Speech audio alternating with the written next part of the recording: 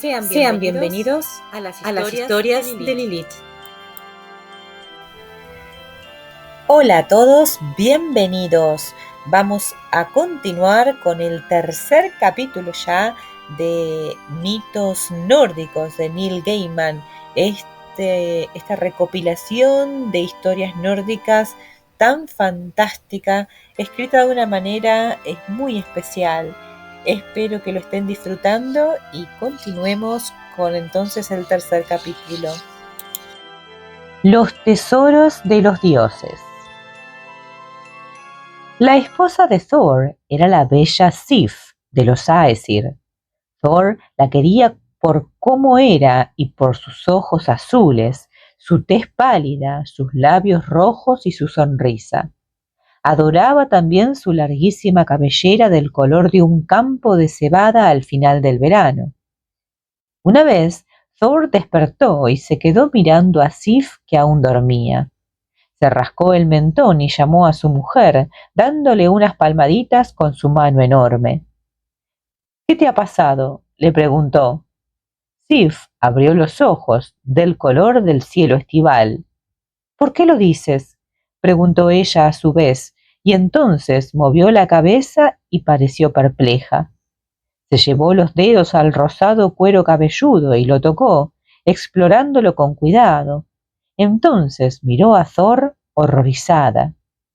«Mi pelo», fue todo lo que acertó a decir. Thor inclinó la cabeza. «Ha desaparecido», dijo. «Ese bellaco te ha dejado calva». «¿Quién?», preguntó Sif. Thor no respondió. Se puso el cinturón de poder llamado Megingjord, que duplica su fuerza ya de por sí ingente. «Loki», declaró por fin. «Loki es el culpable». «¿Por qué lo crees?», preguntó Sif, sin dejar de tocarse nerviosamente la cabeza calva, como si el roce tembloroso de sus dedos pudiera devolverle sus cabellos. «Porque cuando algo va mal», respondió Thor, «lo primero que hago es culpar a Loki. Así me ahorro muchísimo tiempo». Thor encontró atrancada la puerta de Loki, de modo que la empujó y la partió en 1000 pedazos. Agarró a Loki por el cuello, lo levantó por el aire y le dijo simplemente: «¿Por qué?». «¿Por qué qué?». La cara de Loki era la imagen de la más pura inocencia. «El pelo de Sif, la rubia cabellera de mi esposa. Era tan hermosa. ¿Por qué se la cortaste?». Un centenar de expresiones se sucedieron en la cara de Loki. Astucia, disimulo, agresividad y desconcierto. Thor lo sacudió con fuerza. Loki bajó la vista y se esforzó por parecer avergonzado. «Me pareció divertido. Estaba borracho». Thor frunció el ceño. «La cabellera de Sif era su gloria. La gente pensará que lleva la cabeza rapada como castigo. Pensarán que ha hecho algo malo y que lo ha hecho con quien no debía». «Así es, tienes razón. Es probable que lo piensen», convino Loki, «y por desgracia, puesto que le he arrancado el pelo de raíz, se ha quedado completamente calva para siempre». «No, no se quedará calva para siempre». Thor miró a Loki, al que para entonces sujetaba muy por encima de su cabeza, con expresión de trueno. «Me temo que sí, pero siempre podrá usar sombreros, pañuelos». «No se quedará calva», insistió Thor, «porque puedo asegurarte, Loki, hijo de Laufey, que si no le devuelves la cabellera ahora mismo, voy a romperte cada uno de los huesos del cuerpo. Todos y cada uno de tus huesos. Y si el pelo no le crece como es debido, volveré y te romperé los huesos otra vez, uno por uno, y volveré tantas veces como sea preciso. Si lo hago todos los días, pronto tendré mucha práctica y lo haré muy bien», añadió, y en un tono ligeramente más jocoso. «No», exclamó Loki, «no puedo devolverle el pelo a Sif. Las cosas no funcionan así». «Probablemente hoy me llevará alrededor de 1 hora romperte cada hueso del cuerpo», reflexionó Thor, «pero seguramente con la práctica podré rebajar el tiempo a unos 15 minutos. Será interesante comprobarlo. Entonces le rompió el primer hueso. ¡Los enanos!, aulló Loki. ¿Qué has dicho? Los enanos pueden fabricar cualquier cosa que les pidan. Son capaces de confeccionar cabellos de oro para Sif, pero auténtico, que echará raíces en el cuero cabelludo y crecerá normalmente. Una cabellera dorada perfecta. Pueden hacerlo. Te juro que pueden hacerlo. Entonces, dijo Thor, será mejor que vayas a hablar con ellos. Dicho esto, dejó caer a Loki al suelo, desde más arriba de su cabeza.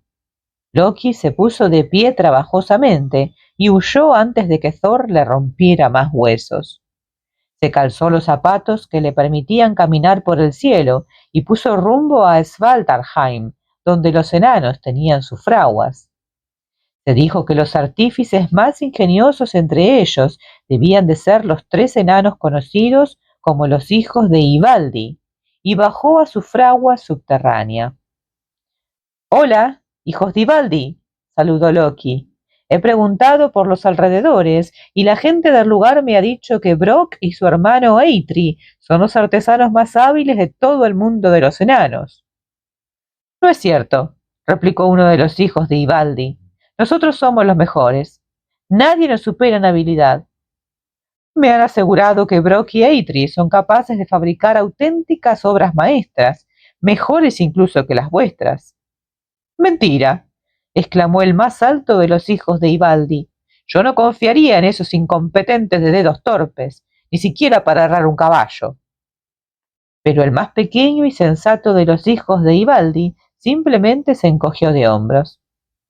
«Hagan lo que hagan esos dos, nosotros podemos hacerlo mejor». «Por lo visto, os han lanzado un desafío», prosiguió Loki.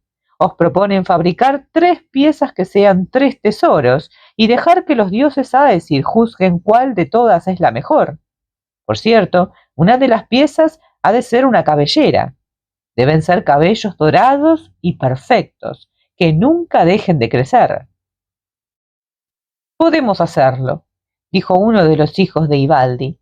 Incluso a Loki le costaba mucho distinguir cuál era cuál. Loki atravesó las montañas para ir a ver al enano llamado Brok en el taller que compartía con su hermano Eitri. «Los hijos de Ivaldi están fabricando 3 piezas que serán 3 tesoros para regalarlas a los dioses de Asgard», anunció Loki.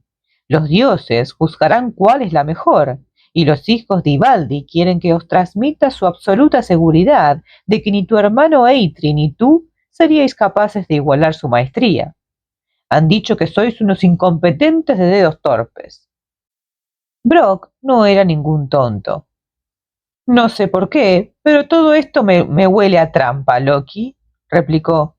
«¿Estás seguro de que no es cosa tuya? Sembrar la enemistad entre nosotros y los hijos de Ivaldi parece una de tus típicas jugarretas». Loki hizo todo lo posible por poner cara de inocente, y de hecho su expresión resultó increíblemente ingenua y candorosa. «Yo no tengo nada que ver», dijo, con la voz misma de la inocencia. «Solamente pensé que os gustaría saberlo». «¿Y no tienes ningún interés personal en el asunto?», preguntó Brok. «Ninguno en absoluto». Brok asintió y levantó la vista para mirar a Loki a los ojos. Eitri, el hermano de Brok, era mejor artesano, pero Brok era el más listo y decidido de los dos. «Si es así, nos complacerá aceptar el desafío que nos lanzan los hijos de Ivaldi y dejar que nos juzguen los dioses, porque no me cabe la menor duda de que las piezas fabricadas por Eitri serán más bellas e ingeniosas que las creadas por toda la progenie de Ivaldi. Pero me gustaría que este desafío fuera un poco más personal». «¿En qué has pensado?», preguntó Loki. «En tu cabeza», contestó Brok. «Si ganamos este concurso, nos darás tu cabeza. Siempre hay mucha actividad dentro de esa cabeza tuya, y estoy seguro de que Eitri podría fabricar con ella un artilugio extraordinario. Una máquina de pensar, tal vez, o quizá un tintero». Loki mantuvo la sonrisa, pero interiormente hizo una mueca de disgusto. Todo había ido tan bien hasta ese momento. En cualquier caso, solo tenía que asegurarse de que Eitri y Brock perdieran la disputa.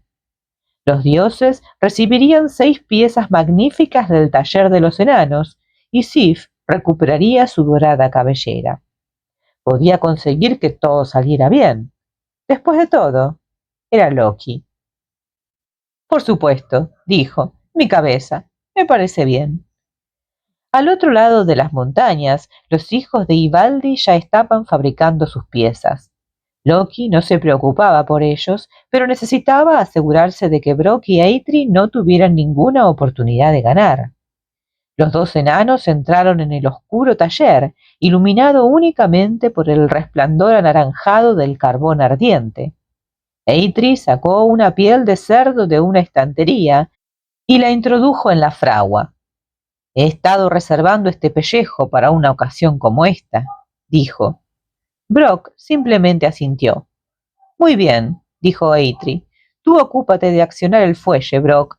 No dejes de bombear. Necesito que la fragua esté muy caliente y que el calor se mantenga uniforme, porque de lo contrario no saldrá bien. Bombea, bombea y no dejes de bombear. Brock se puso a accionar el fuelle para enviar al corazón de la fragua una corriente constante de aire fresco que mantuviera vivas las llamas. Lo había hecho muchas veces en ocasiones anteriores. Eitri lo observó un momento, hasta que consideró que todo estaba a su gusto y se dio por satisfecho. Entonces se dispuso a salir para trabajar en su obra desde fuera. Cuando abrió la puerta, un insecto grande y negro se coló en la fragua. No era una mosca ni un tábano, era más grande que cualquiera de los dos y volaba en círculos en torno al fuego con aire malicioso. Brock oía el estruendo de los martillos de Eitri en la habitación contigua, así como el ruido que hacía su hermano al limar, retorcer, modelar y golpear la pieza. La enorme mosca negra, el insecto más grande y oscuro que nadie hubiera visto jamás, se posó sobre la mano de Brock. Brock tenía las 2 manos ocupadas con el fuelle, pero no dejó de bombear para ahuyentar la mosca. Entonces el insecto le clavó un fuerte picotazo en el dorso de la mano. Brock dejó de bombear. Se abrió la puerta, entró Eitri y con mucho cuidado extrajo su obra del interior de la fragua. Resultó ser un jabalí enorme, con cerdas de oro reluciente. Buen trabajo, dijo Eitri. Si la fragua hubiera estado apenas una fracción de grado más fría o más caliente, todo mi esfuerzo se habría perdido. Tú sí que has hecho un buen trabajo, replicó Brock. El negro moscardón, posado en una esquina del techo, bullía de rencor e irritación.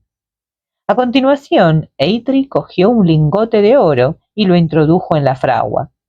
Muy bien, dijo, la siguiente pieza impresionará a los dioses. Cuando yo te diga, empieza a accionar el fuelle y no te detengas, ni aceleres, ni vuelvas más lento el movimiento, pase lo que pase. Será un trabajo muy delicado. Entendido, respondió Brock. Eitri salió de la habitación y se puso a trabajar desde fuera. Brock esperó a oír el aviso y entonces empezó a accionar el fuelle. La mosca negra se puso a dar vueltas por el recinto, como si estuviera sopesando la situación, y al final fue a posarse en el cuello de Brock. El insecto eludió con agilidad un hilillo de sudor, hacía un calor insoportable en el ambiente cerrado de la fragua, y picó a Brock en el cuello con todas sus fuerzas. Un riachuelo de sangre escarlata se mezcló con el sudor que bañaba el cuello de Brock, pero el enano no dejó de bombear. Volvió Eitri. Retiró de la fragua una argolla candente, grande como un brazalete, y la dejó caer en la pila de agua para templar el metal. En cuanto el brazalete se hundió en el agua, se levantó una densa nube de vapor.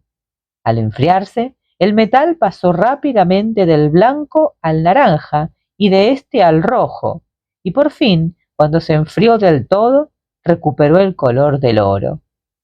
Lo llamaré Draupnir, dijo Eitri. El que gotea es un nombre muy raro para un brazalete, dijo Brock. Para este no, replicó Eitri, y enseguida le explicó a Brock por qué era tan especial su creación. Y ahora, prosiguió Eitri, quiero hacer una pieza que llevo mucho tiempo preparando, mi obra maestra, pero es mucho más complicada que las otras dos. Así que lo que tienes que hacer es ¿bombear y no dejar de bombear?, preguntó Brock. Exactamente, respondió Eitri, incluso más que antes. No cambies de ritmo, ya que de lo contrario arruinarías todo el trabajo. Entonces Eitri cogió un bloque de arrabio más voluminoso que cualquiera que hubiera visto nunca el negro moscardón, que en realidad era Loki, y lo introdujo en la fragua. Salió de la habitación y desde fuera le pidió a Brock que empezara a accionar el fuelle. Brock se puso a bombear y enseguida oyó el estrépito de los martillos de Eitri, que ya había empezado a estirar, modelar, soldar y unir. Loki, en forma de moscardón, decidió que ya no era momento para sutilezas. La obra maestra de Eitri impresionaría sin duda a los dioses, y si la impresión era suficientemente profunda, Loki se arriesgaba a perder la cabeza. Se posó entonces entre los ojos de Brock y le asestó un picotazo en los párpados. Brock siguió bombeando, pese a la escozor que sentía en los ojos. Loki lo picó con más fuerza, más despiadadamente y con más desesperación que antes. A Brock le empezó a manar sangre de los párpados, que se le metió en los ojos, le cubrió la cara y lo cegó. El enano cerró los ojos y agitó con fuerza la cabeza para librarse del moscardón. Se sacudió violentamente de lado a lado, retorció la boca e intentó soplar en dirección al insecto.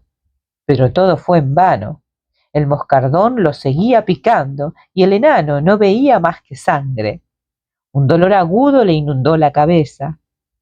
Entonces calculó el movimiento y al llegar al punto más bajo del bombeo, soltó apenas un momento uno de los mancos del fuelle y le asestó un manotazo a la mosca con tanta fuerza y velocidad que Loki tuvo mucha suerte de escapar con vida. Entonces Brock agarró otra vez el fuelle y siguió bombeando. ¡Ya está!, gritó Eitri. El negro insecto aún volaba por la habitación, medio atontado, pero cuando Eitri abrió la puerta, logró escapar. Eitri miró a su hermano, decepcionado. Brock tenía la cara cubierta de sangre y sudor. No sé a qué estarías jugando acá esta vez, pero estuviste a punto de estropearlo todo, dijo Eitri. Hacia el final, la temperatura dejaba mucho que desear. Mi obra no ha quedado tan impresionante como esperaba. En fin, ya veremos. Tras recuperar su forma original, Loki entró despreocupadamente por la puerta abierta. ¿Estáis listos para el concurso?, preguntó. Prefiero que Brock vaya solo a Asgard a presentar mis obsequios a los dioses y cortarte a ti la cabeza, Loki, dijo Eitri. Yo estoy más a gusto en mi fragua, fabricando cosas nuevas. Brock miró a Loki por detrás de los párpados inflamados. No veo la hora de cortarte la cabeza, dijo. Ahora sí que es algo personal. En Asgard, 3 dioses estaban sentados en sus tronos. El tuerto Odín, padre de todos, el tonante Thor de barba roja y el apuesto Frey, dios de la cosecha estival. Ellos serían los jueces de las obras de los enanos. De pie ante los dioses estaba Loki, junto a los 3 hijos de Ivaldi, casi idénticos entre sí. Brock, barbinegro y taciturno, permanecía solo a un costado, con las piezas que había traído ocultas bajo unas mantas. Muy bien, dijo Odín, ¿qué hemos de juzgar? Tesoros, respondió Loki. Los hijos de Ivaldi os han traído regalos. Para ti, gran Odín, para Thor y para Frey. También Eitri y Brock os han fabricado obsequios. Ahora os corresponde a vosotros decidir cuál de las 6 piezas es la mejor. Yo mismo os enseñaré los tesoros que os han traído los hijos de Ivaldi. Entonces le entregó a Odín la lanza llamada Gungnir, un arma soberbia, tallada con intricadas runas. Atraviesa cualquier material y cuando la arrojas siempre acierta en el blanco, explicó Loki. Después de todo, Odín tenía un solo ojo y a veces su puntería no era del todo perfecta. Y lo más importante es que cualquier juramento pronunciado sobre esta lanza es inquebrantable. Odín sopesó el arma. Está muy bien, fue su comentario. Y aquí, prosiguió Loki con orgullo, tenemos una vaporosa cabellera dorada, hecha de oro puro. Se ajusta por sí misma el cuero cabelludo de la persona que la necesita y crece y se comporta en todos los sentidos como si fuera pelo auténtico. Está formada por 100.000 hilos de oro. La probaremos, dijo Thor. Sif, ven aquí. Sif se levantó de su puesto y se acercó a su marido con la cabeza cubierta. Cuando se quitó el pañuelo que le cubría el cráneo, los dioses sofocaron una exclamación de asombro al ver su rosada calva. Entonces Sif se puso con cuidado la peluca de oro de los enanos y agitó un poco la cabeza. De inmediato todos vieron que la base de la peluca se unía al cuero cabelludo de Sif y que ésta se volvía aún más radiante y hermosa. Impresionante, observó Thor. Buen trabajo. Sif se arregló con una mano la dorada melena y salió del recinto a la luz del sol para enseñar a sus amigas su nueva cabellera. El último de los extraordinarios regalos de los hijos de Ivaldi era de tamaño reducido y estaba plegado como una pieza de tela. Loki lo colocó delante de Frey. ¿Qué es esto? Parece un pañuelo de seda, dijo Frey con cierta indiferencia. Eso parece, en efecto, respondió Loki, pero si lo despliegas, descubrirás un barco llamado Skibladnir, que siempre tendrá buen viento en sus velas, vaya a donde vaya. Y aunque es una nave enorme, la más grande que puedas imaginar, verás que se puede plegar como un pañuelo para llevarla en el bolsillo. Frey quedó muy impresionado y Loki sintió un gran alivio. Eran 3 regalos excelentes. Entonces le llegó el turno a Brock. Tenía los párpados rojos e inflamados y en un costado del cuello se le notaba una gran picadura de insecto. Loki se dijo que Brock parecía demasiado arrogante, sobre todo teniendo en cuenta las maravillas que habían fabricado los hijos de Ivaldi. Brock sacó la argolla de oro, grande como un brazalete, y la colocó delante de Odín en su elevado trono.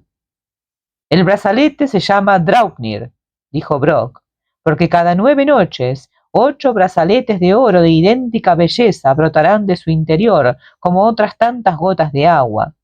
Puedes usarlos para recompensar a tus hombres o acumularlos para que aumenten tu riqueza. Odín examinó el brazalete y se lo puso a la altura del bíceps, donde lucía resplandeciente. Está muy bien, comentó. Loki recordó que Odín había dicho lo mismo de la lanza. Después Brock se dirigió a Frey, levantó una de las mantas y reveló un enorme jabalí con cerdas de oro. Aquí tienes el jabalí que mi hermano fabricó para ti, para que tire de tu carro, dijo Brock. Puede correr por el cielo y el mar con más rapidez que el más veloz de los corceles. Por muy oscura que sea la noche, sus doradas cerdas la iluminarán, para que puedas ver el camino. Nunca se cansará ni te fallará jamás. Se llama Gulimbursti, el de las cerdas de oro. Frey quedó muy impresionado. Aun así, pensó Loki, el barco mágico que se plegaba como un pañuelo era tan imponente como el jabalí que resplandecía en la oscuridad e igual de imparable. Su cabeza aún estaba a salvo. Además, Loki estaba convencido de haber podido sabotear el último regalo de Brock, el que aún no había presentado. De debajo de la última manta, Brock extrajo un martillo y lo colocó delante de Thor. Thor lo miró y arrugó la nariz. El mango es un poco corto, observó. Brock asintió. Es verdad, dijo, la culpa ha sido mía. Yo era el encargado de accionar el fuelle. Pero antes de que lo rechaces, déjame explicarte por qué es único en este martillo.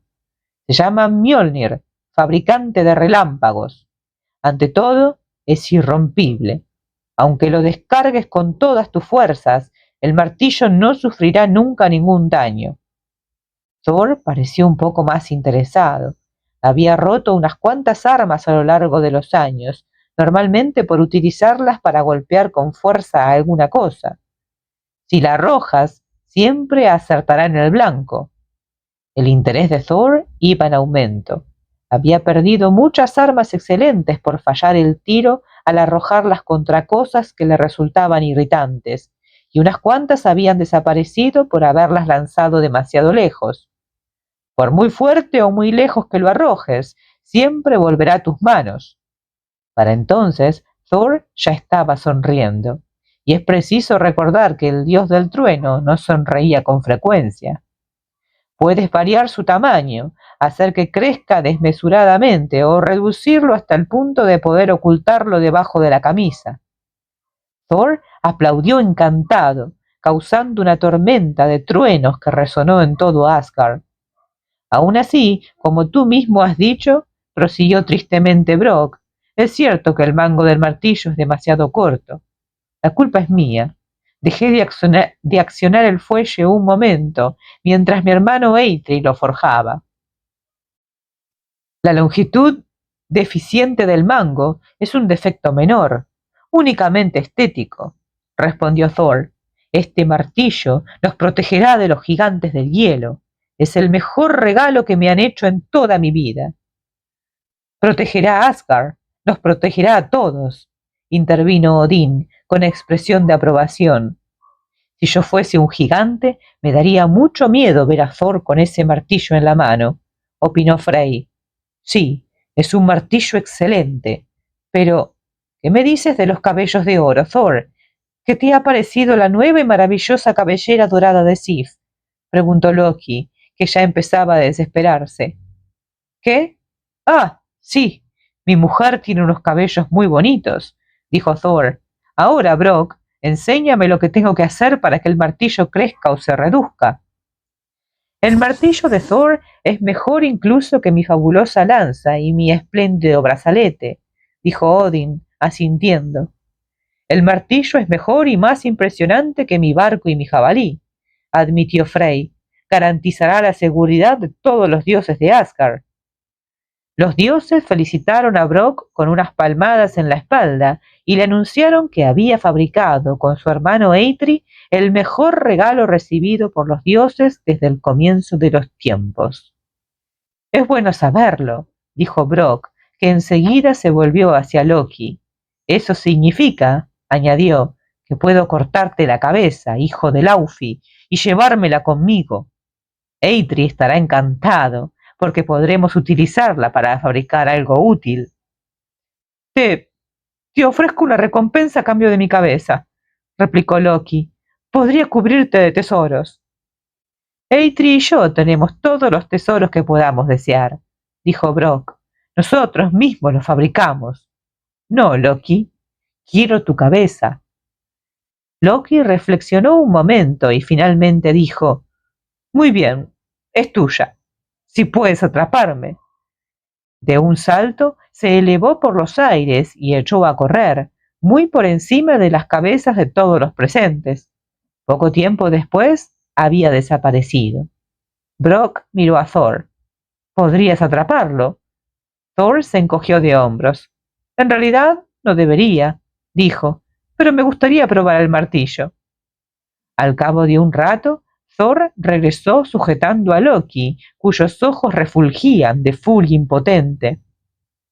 El enano Brok sacó un cuchillo. Ven aquí, Loki, dijo, te voy a cortar la cabeza.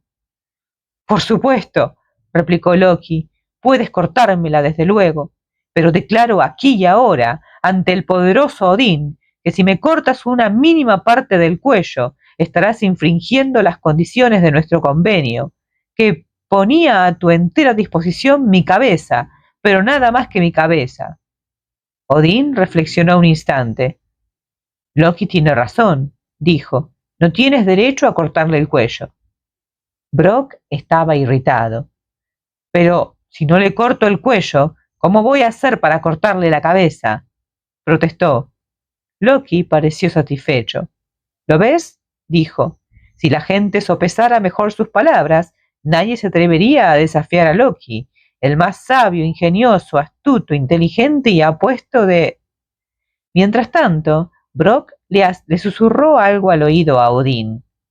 «Me parece justo», aceptó el dios. Brock sacó una tira de cuero y un cuchillo. Le tapó la boca a Loki con la tira de cuero e intentó fijársela a la cara, haciéndole unas perforaciones con la punta del cuchillo. «No puedo», dijo Brock. «Mi cuchillo no te atraviesa la piel». «Es posible que me haya protegido en previsión de eventuales heridas de arma blanca», replicó Loki con afectada modestia, «por si no funcionaba la estratagema del cuello. Me temo que ningún cuchillo puede cortarme».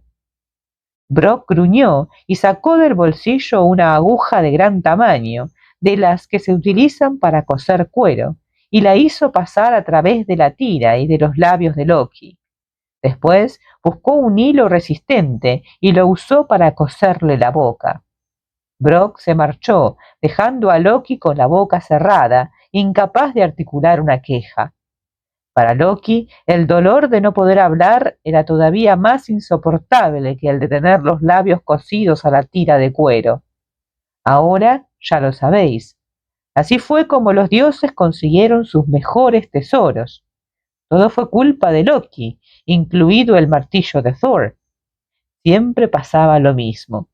Todos se molestaban con Loki incluso cuando debían sentirse agradecidos, y sentían que le debían un favor, incluso cuando más lo odiaban. Finalizamos de este modo con este capítulo, El tesoro de los dioses, donde Neil Gaiman nos muestra una historia llena de astucia, engaños y la inevitabilidad del destino en la mitología nórdica. Loki, con su ingenio y sus tendencias al caos, desencadena una serie de eventos que llevan a la creación de los más valiosos objetos de los dioses. ¿Alguna vez se habían preguntado de dónde surge Mjolnir, la lanza Gungnir, el cabello dorado de Sif y los demás tesoros? Bueno, ahora lo sabemos. Sin embargo, más allá de la narración fantástica, el capítulo resalta un tema central en la mitología nórdica. Incluso cuando los dioses obtienen grandes recompensas, lo hacen a un alto costo. Qué tema tan profundo, ¿no? Cada cosa que queremos obtener los seres humanos nos cuesta tanto sufrimiento.